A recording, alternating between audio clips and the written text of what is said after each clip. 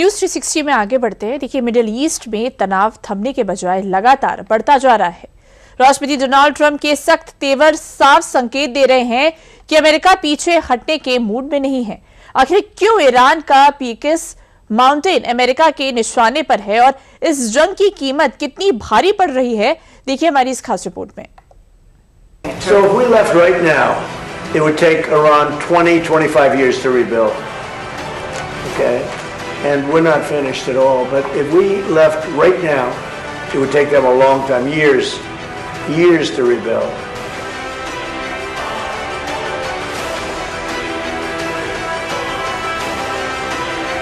Iran पर America का कहर थमने का नाम नहीं ले रहा है। शायद यही वजह है कि लगातार 11वें दिन भी ईरान अमेरिका के निशाने पर है। यूएस सेंट्रल कमांड ने बताया कि अमेरिकी सैन्य बलों ने ईरान पर नया हमला किया है। हालांकि अमेरिकी सेना ने अभी तक इस हमले के ठिकानों की जानकारी नहीं दी है। वहीं अमेरिकी हमले के बाद तेहरान भी एयर डिफेंस सिस्टम एक्टिव कर दिया है। राष्ट्रपति ट्रंप ईरान के परमाणु विकास को लेकर लगातार बयान देते आए हैं। उनका कहना साफ है कि किसी भी हाल में ईरान परमाणु संपन्न देश नहीं बन सकता है। यही वजह है कि ट्रंप ने ईरान के अंडरग्राउंड परमाणु ठिकाने पीक एक्स माउंटेन पर भी जल्द ही भारी हमले करने की चेतावनी दी है। आइए आपको बताते हैं क्या है पीक एक्स माउंटेन। यह ठिकाना तेहरान से करीब 220 किलोमीटर दक्षिण और नतांज परमाणु केंद्र से 2 किलोमीटर दूर है। यह पहाड़ के भीतर करीब 100 मीटर गहराई में बनाया जा रहा भूमिगत परिसर है। इसकी शुरुआत 2020 में नतांज केंद्र में हुए विस्फोट के बाद हुई थी। ईरान ने तब पहाड़ के भीतर आधुनिक सेंट्रीफ्यूज निर्माण सुविधा बनाने का ऐलान किया था। हालांकि एक्सपर्ट्स का मानना है कि यह ठिकाना इतनी गहराई में है कि अमेरिका के सबसे शक्तिशाली बंकर ब्लास्ट बम भी इसे पूरी तरह नष्ट करने में सक्षम नहीं हो सकते। इसी बीच राष्ट्रपति ट्रंप का ईरान को लेकर एक और बयान बहुत वायरल हो रहा है। So if we left right now, it would take Iran 20-25 years to rebuild. Okay? And we're not finished at all. But if we left right now, it would take them a long time, years to rebuild. But we're not leaving right now. So we've had a big impact on Iran.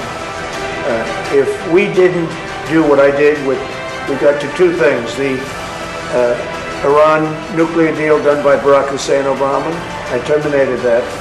If I didn't terminate it, you wouldn't have Israel right now because they would have had a nuclear weapon years ago. Trump के इस बयान ने साफ कर दिया है कि Iran के परमाणु कार्यक्रम को लेकर अमेरिका अपने अभियान बीच में रोकने के मूड में नहीं है। राष्ट्रपति ट्रंप ने दोहराया कि किसी भी कीमत पर ईरान को परमाणु हथियार रखने की अनुमति नहीं दी जाएगी। अमेरिका ने हर मौके पर इस बात को साफ किया है कि किसी भी कीमत पर ईरान परमाणु संपन्न देश नहीं बन सकता है। And he hasn't. That's why we haven't been trying to remake Iranian society, but simply in a realist, America-first way, ensure they never have a path to a nuclear bomb, full stop. And he has said as a candidate, and he said as a private citizen, Iran can never have a nuclear weapon because radical Islamists with a nuclear weapon will wield it over our head in perpetuity. Trump के इस युद्ध में America के ज़्यादातर नागरिक उनके साथ नहीं हैं। उनका कहना है कि ईरान के खिलाफ यह युद्ध लड़ना जरूरी नहीं था। वहीं ईरान के साथ इस जंग में अमेरिका को भारी नुकसान का सामना करना पड़ा है। हाल ही में अमेरिकी रक्षा मंत्री पीट हेगेस्ट ने अमेरिकी सीनेट के साथ ईरान युद्ध की वजह से खर्च का ब्यौरा दिया है।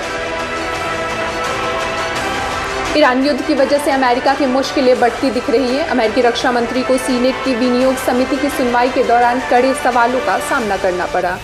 रक्षा मंत्री ने बताया कि युद्ध में अमेरिका अब तक 37.5 अरब डॉलर खर्च कर चुका है। भारतीय करेंसी में यह 3.61 लाख करोड़ है। जुलाई की शुरुआत से अब तक 18 सैनिक मारे जा चुके हैं। वहीं 100 से ज़्यादा सैनिक घायल हुए हैं।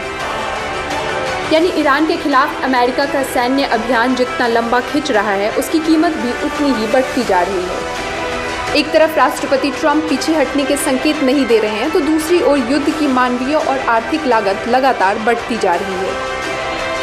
ऐसे में दुनिया की नज़र अब इस बात पर टिकी है कि क्या यह टकराव यहीं थमेगा या पश्चिम एशिया में संघर्ष एक और बड़े सैन्य संकट का रूप ले लेगा।